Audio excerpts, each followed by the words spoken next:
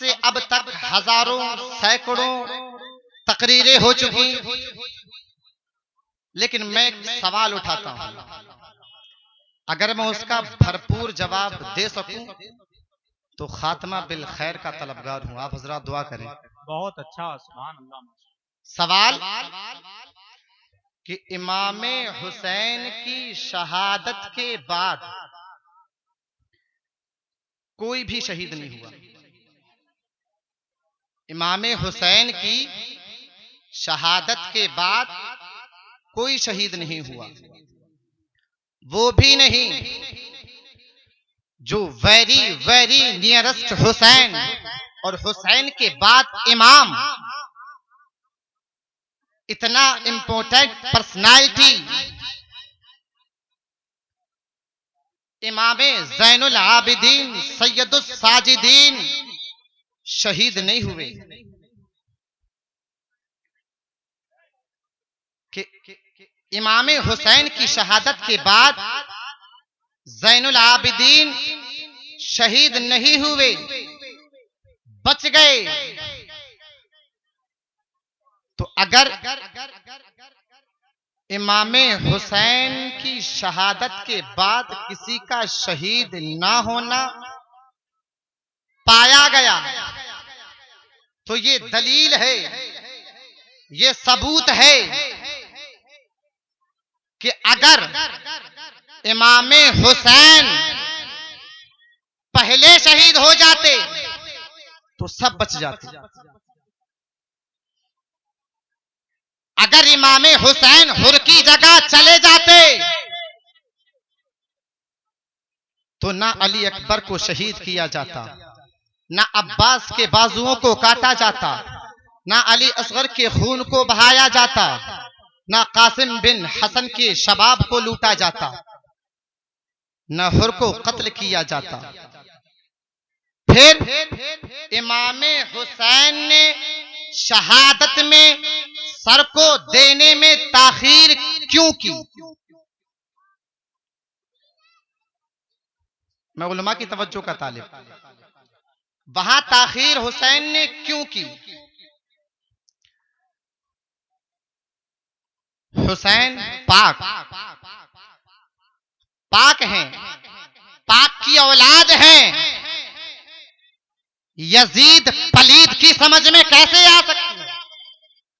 जाते हुसैन पलीद की समझ में कैसे आ सकती है?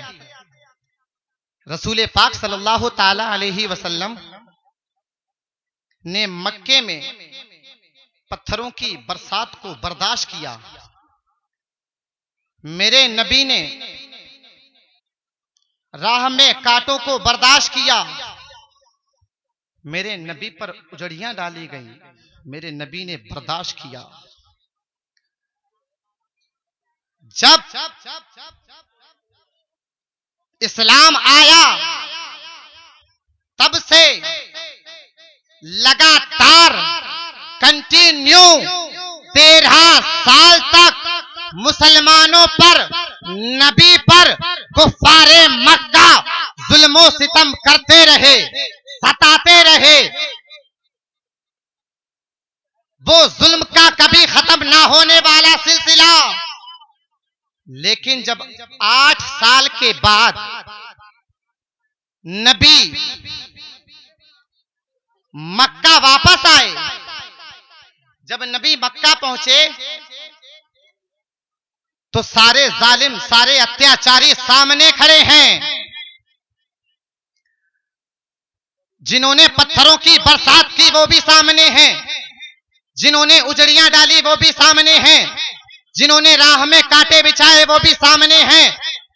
तमाम अत्याचारी नबी के सामने हैं, लेकिन नबी सब पर रहमत की नजर डाल रहे हैं। सुभान अल्लाह, सुभान अल्लाह, सुभान अल्लाह, वाह।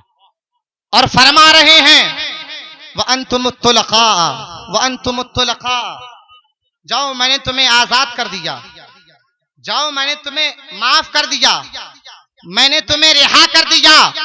मिजाज देखिए उसी नबी का नवासा मैदाने करबला में है कि जिस नबी ने, जिसके नाना ने 13 साल तक जुल्म करने वाले जालिमों को माफ कर दिया तो भला वो नवासा कैसे चाहेगा कि नबी का कलमा पढ़ने वाला जहन्नम में चला जाए।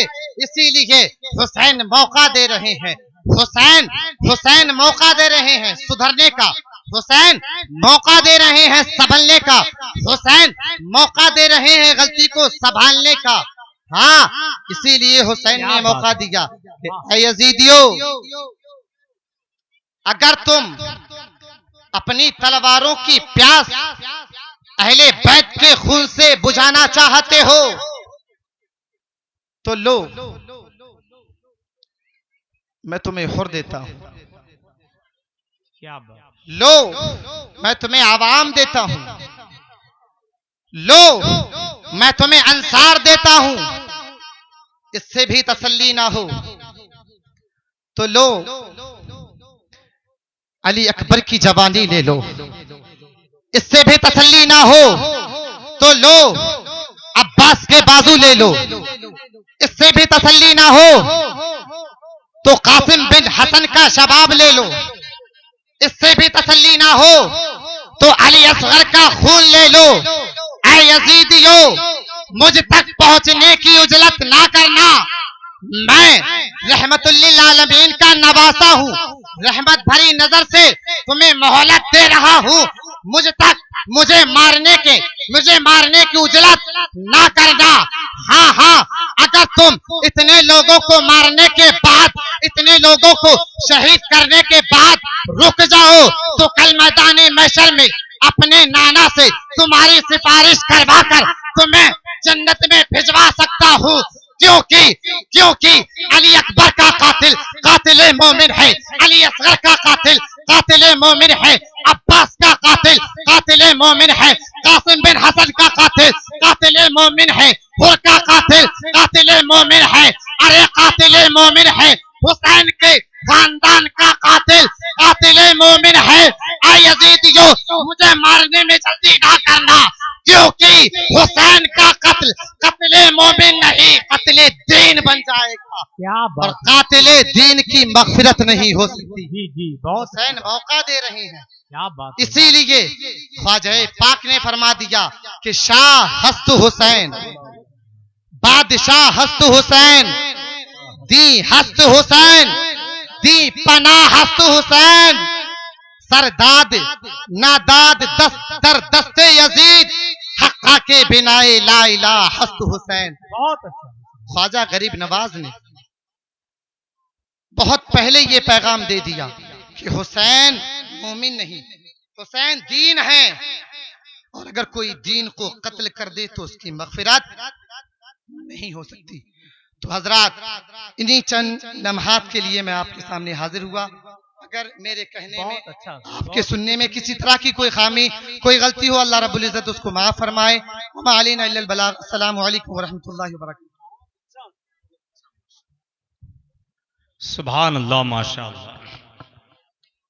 दी हस्त हुसैन, हुसैन दीन है।